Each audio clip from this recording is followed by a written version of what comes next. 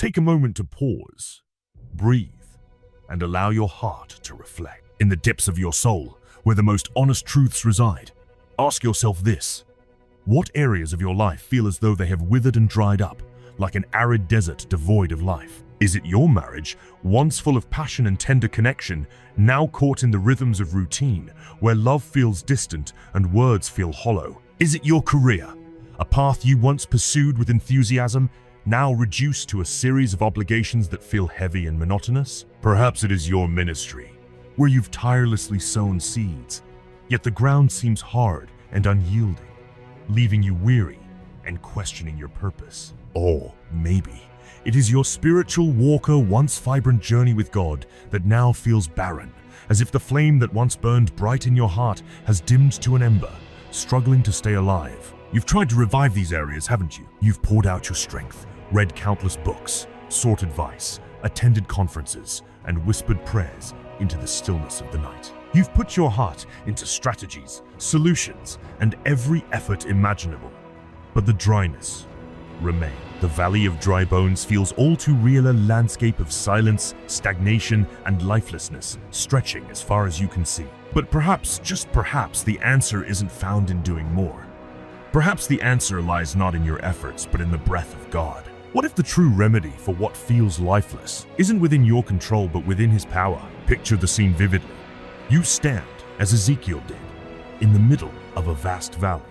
Everywhere you look, there are bones scattered, sun-bleached and brittle. These aren't just isolated remnants, they are the remains of a vast multitude, symbolic of overwhelming loss and desolation. It's a place that echoes with silence, a representation of everything in your life that feels hopeless, broken, or too far gone to ever be restored.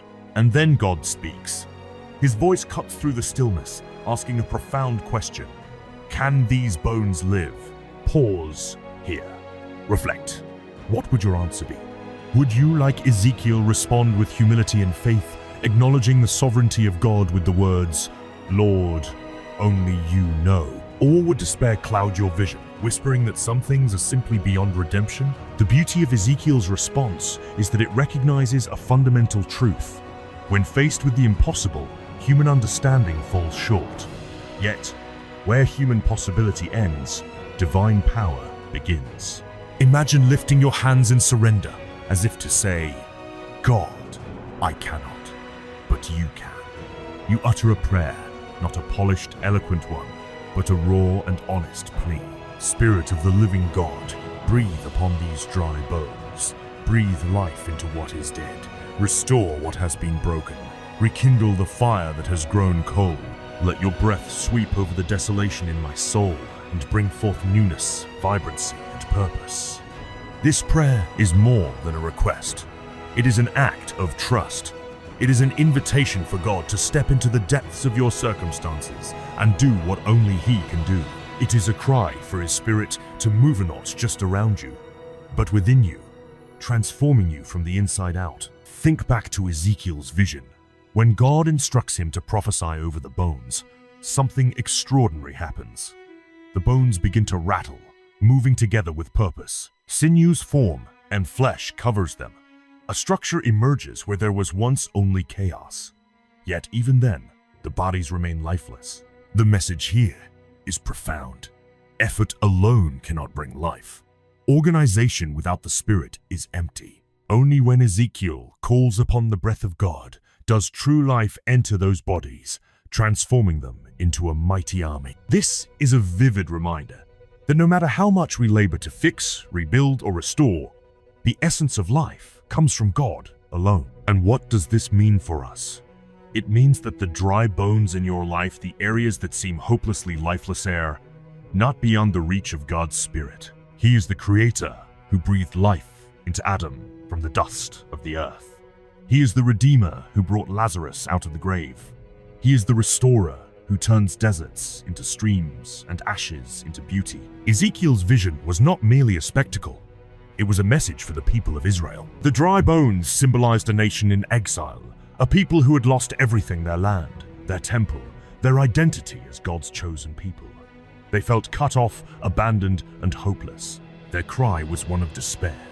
Our bones are dried up, our hope is lost, we are completely cut off. How often do we echo these sentiments? When we face the loss of a dream, the breakdown of a relationship, or the weight of unanswered prayers, it's easy to feel as though we are cut off from hope. Yet, just as God spoke a promise of restoration to Israel, He speaks to us today. Behold, I will open your graves and raise you from your graves, O my people. I will put my spirit within you, and you shall live. This promise is astonishing. A grave, the ultimate symbol of finality in death, is no obstacle to God. He declares His power to open what has been sealed, to call forth life from what seems permanently lost. For Israel, this was a promise of national restoration, a return to their land, and a renewal of their covenant with God. For us, it signifies something even greater. Through Jesus Christ, God has fulfilled His promise to conquer sin, death, and the grave itself. He has made a way for us to move from spiritual death to eternal life. As you reflect on these truths, consider this. The restoration God offers is not just about fixing external circumstances. It's not merely about repairing what is broken. True restoration begins within. It is a work of the Spirit, transforming our hearts, renewing our minds, and aligning our lives with His purpose. And why does God do this? To what end? The answer is clear, so that we might know Him. Every act of restoration, every miracle, and every answered prayer is an invitation to draw closer to Him, to experience His love and power, and to make His glory known to the world. So, where are the dry bones in your life? What feels beyond hope? What grave needs to be opened? Lift your eyes to the one who is able. The God who brought life to Adam, raised an army from bones, and defeated death itself, is ready to breathe new life into you. He is not limited by what you see or feel. His Spirit is available to restore, revive, and renew every part of your being. May you dare to believe in His power. May you surrender to His Spirit, allowing Him to move in your life as only He can. And may you proclaim His greatness, becoming a living testimony to the God who makes all things new.